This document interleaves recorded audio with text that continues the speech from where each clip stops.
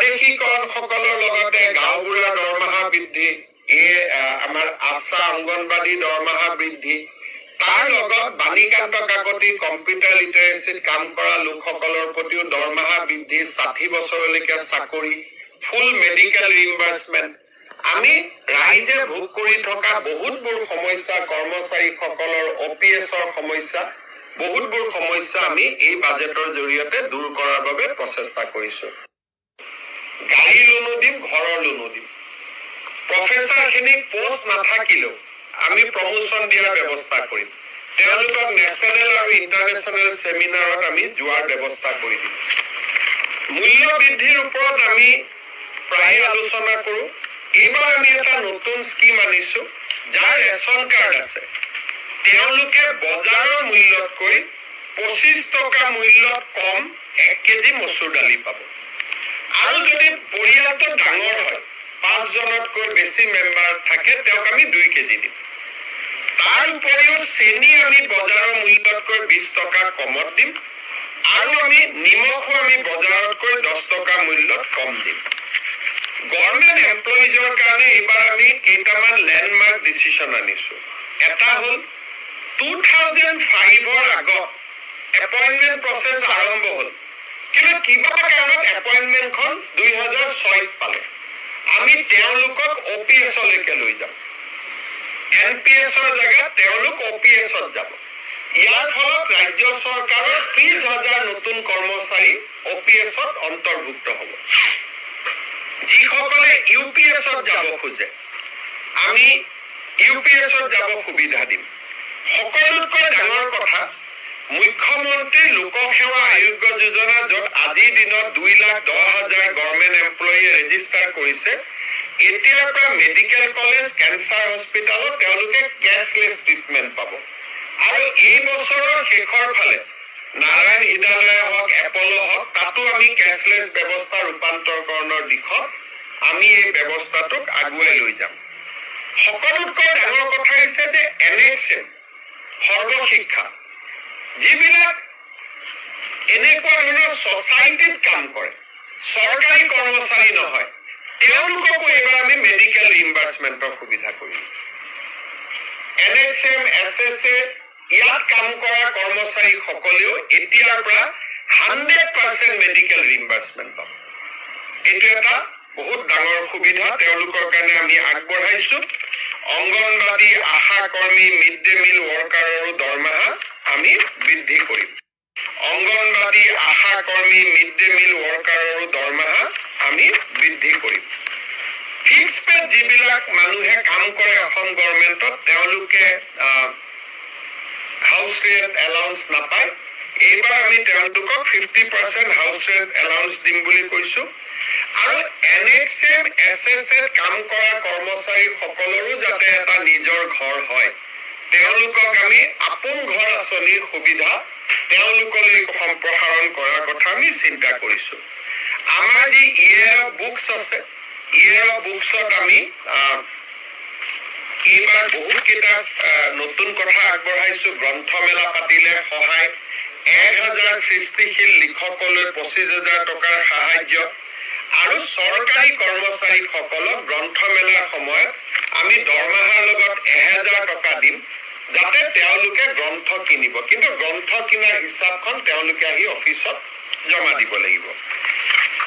আমি ইলেক্ট্ৰিচিটি 120 ইউনিটলৈকে যিসকলে ব্যৱহাৰ কৰে, তাৰমানে আমাৰ 48 লাখ কনজিউমাৰে মাহত 120 ইউনিটতকৈ কম ব্যৱহাৰ কৰে। 1 মে'ৰ পৰা আমি ইলেক্ট্ৰিচিটিৰ যিটো মাচুল, তাক আমি পাৰ ইউনিটত 1 টকা হ্ৰাস কৰিম। অক্টোবৰ, নৱেম্বৰ মাহত আমি চেষ্টা কৰিম আৰু কিছু হ্ৰাস কৰাৰ বাবে। অৰ্থাৎ ইলেক্ট্ৰিচিটিৰ বোজাও আমি ৰাইজৰ পৰা কমাবৰ বাবে সিদ্ধান্ত গ্ৰহণ কৰিছো। এইবাৰ এটা আমি ডাঙৰ স্কিম হাতত লৈছো, সেইটো হ'ল আমাৰ কৃষকসকলে যেতিয়া ধান আমি তেওঁলোকৰ পৰা কিনো, আমি তেওঁলোকৰ পৰা ভাৰত চৰকাৰে যিটো আমাক টকা দিয়ে, সেইটো দামত আমি কিনো।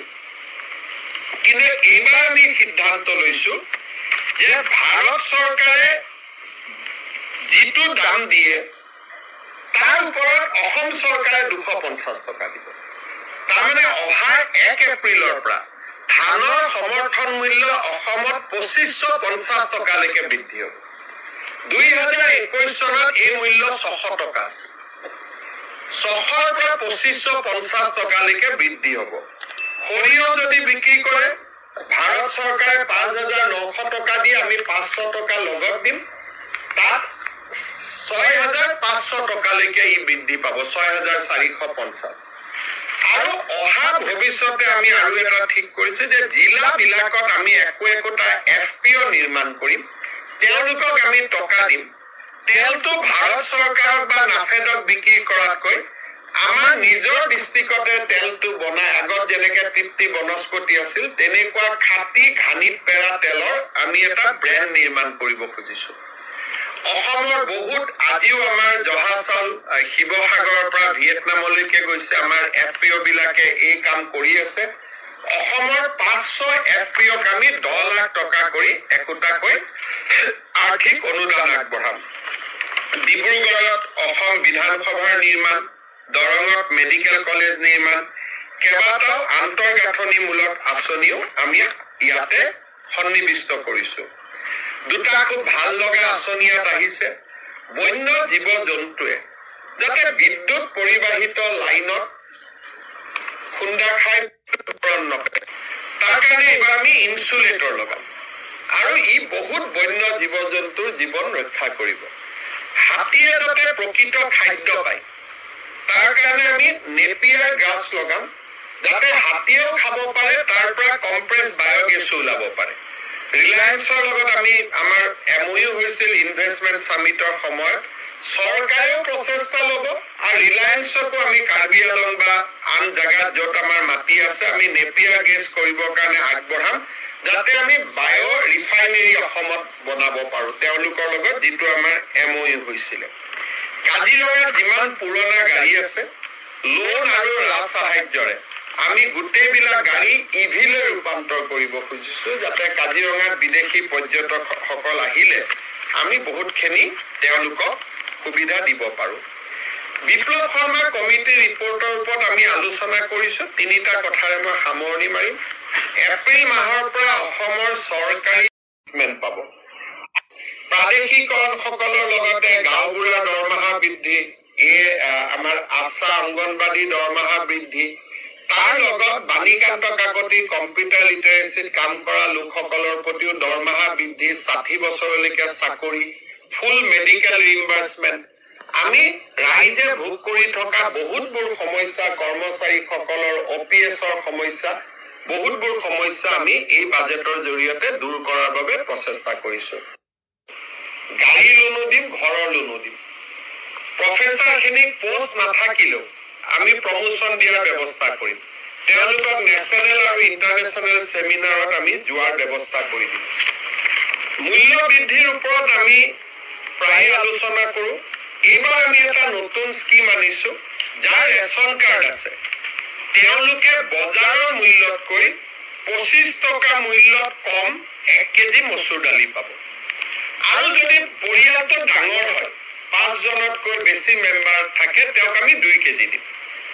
তাৰ উপৰিও চেনি আমি বজাৰৰ মূল্যতকৈ 20 টকা কমত দিম আৰু আমি নিমখো আমি বজাৰতকৈ 10 টকা মূল্যত কম দিম। গভৰ্ণমেণ্ট এমপ্লয়িজৰ কাৰণে এইবাৰ আমি কেইটামান লেণ্ডমাৰ্ক ডিচিশ্যন আনিছো। এটা হ'ল 2005ৰ আগত এপইণ্টমেণ্ট প্ৰচেছ আৰম্ভ হ'ল, কিন্তু কিবা কাৰণত এপইণ্টমেণ্টখন 2006ত পালে। আমি তেওঁলোকক OPS-লৈকে লৈ যাম। NPS-ৰ জেগাত তেওঁলোক OPS-ত যাব। ইয়াৰ ফলত ৰাজ্য চৰকাৰৰ 30,000 নতুন কৰ্মচাৰী OPS-ত অন্তৰ্ভুক্ত হ'ব। যিসকলে UPS-ত যাব খোজে, আমি UPS-ত যাব সুবিধা দিম। সকলোতকৈ ডাঙৰ কথা, মুখ্যমন্ত্ৰী লোকসেৱা আয়োগ যোজনা, য'ত আজিৰ দিনত 2,10,000 গভৰ্ণমেণ্ট এমপ্লয়ীয়ে ৰেজিষ্টাৰ কৰিছে, এতিয়াৰ পৰা মেডিকেল কলেজ, কেঞ্চাৰ হস্পিটেলত তেওঁলোকে কেছলেছ ট্ৰিটমেণ্ট পাব। আৰু এই বছৰৰ শেষৰ ফালে নাৰায়ণ হৃদয়ালয় হওক, এপলো হওক, তাতো আমি কেছলেছ ব্যৱস্থা ৰূপান্তৰকৰণৰ দিশত আমি এই ব্যৱস্থাটোক আগুৱাই লৈ যাম।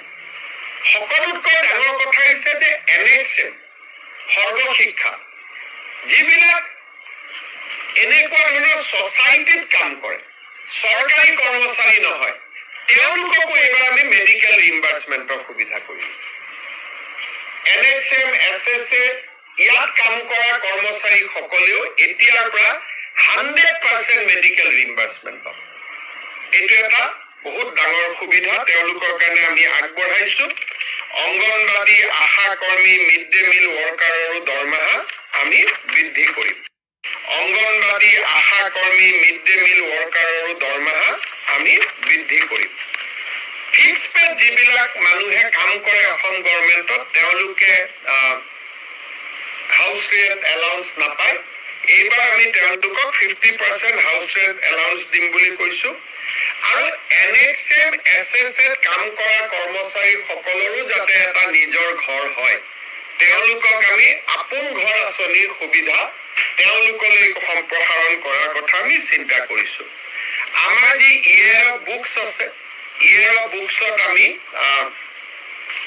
এইবাৰ বহুত কিতাপ নতুন কথা আগবঢ়াইছো গ্ৰন্থমেলা পাতিলে সহায় 1000 সৃষ্টিশীল লিখকলৈ 25,000 টকাৰ সাহায্য আৰু চৰকাৰী কৰ্মচাৰীসকলক গ্ৰন্থমেলাৰ সময়ত আমি দৰমহাৰ লগত 1000 টকা দিম যাতে তেওঁলোকে গ্ৰন্থ কিনিব কিন্তু গ্ৰন্থ কিনাৰ হিচাপখন তেওঁলোকে আহি অফিচত জমা দিব লাগিব আমি ইলেক্ট্ৰিচিটি 120 ইউনিটলৈকে যিসকলে ব্যৱহাৰ কৰে তাৰমানে আমাৰ 48 লাখ কনজিউমাৰে মাহত 120 ইউনিটতকৈ কম ব্যৱহাৰ কৰে 1 মেৰ পৰা আমি ইলেক্ট্ৰিচিটি ডিউটি ইলেক্ট্ৰিচিটিৰ যিটো মাচুল তাক আমি পাৰ ইউনিটত 1 টকা হ্ৰাস কৰিম অক্টোবৰ নৱেম্বৰ মাহত আমি চেষ্টা কৰিম আৰু কিছু হ্ৰাস কৰাৰ বাবে অৰ্থাৎ ইলেক্ট্ৰিচিটিৰ বোজাও আমি ৰাইজৰ পৰা কমাবৰ বাবে সিদ্ধান্ত গ্ৰহণ কৰিছো এইবাৰ এটা আমি ডাঙৰ স্কিম হাতত লৈছো সেইটো হ'ল আমাৰ কৃষকসকলে যেতিয়া ধান আমি তেওঁলোকৰ পৰা কিনো আমি